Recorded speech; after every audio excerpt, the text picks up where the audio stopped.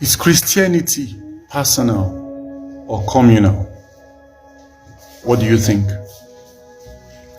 Yes, oftentimes we talk about Christianity being personal, but in that regard, what we're trying to say is that our faith, our righteousness is personal.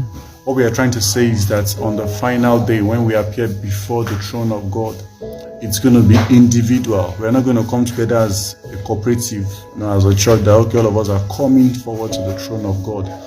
It is every man. That's why Scripture says it has been given unto every man once to die, and after that, judgment. However, the Christian life that we have been called to live, the born-again Christian life we have been called to live, was not designed to be personal, but to be communal. Let's go through scriptures. How did the church start? Jesus Christ told them when he was ascending that tarry in Jerusalem for the promise of the Father. And trust me, it was not one person that was tarrying. He says there were 120 of them.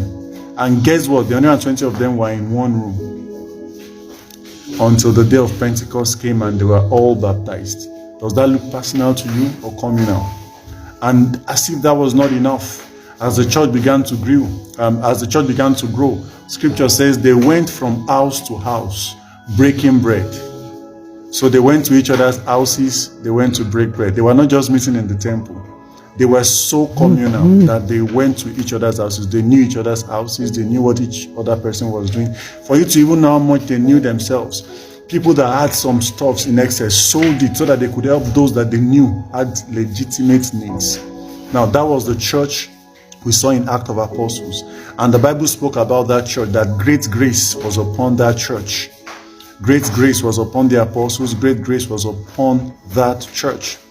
And the same way, God did not design you to live to be personal. You know, people will say, oh, I love God, but I don't do church, and my church is in my heart. But listen, it is like you're telling a man that you're a good man, but all your children are terrible people, and I can't relate with any of them. Because it's like you're telling God that, God, you're a good God, but all your children on the face of the earth, they are so terrible that there is none of them that I want to fellowship with. How do you think God will feel? You think he'll be happy? I know that with communality comes vulnerability, which is why we are afraid, especially if you've been hurt before. But trust me, ultimately the Christian life was designed to be communal. Bye.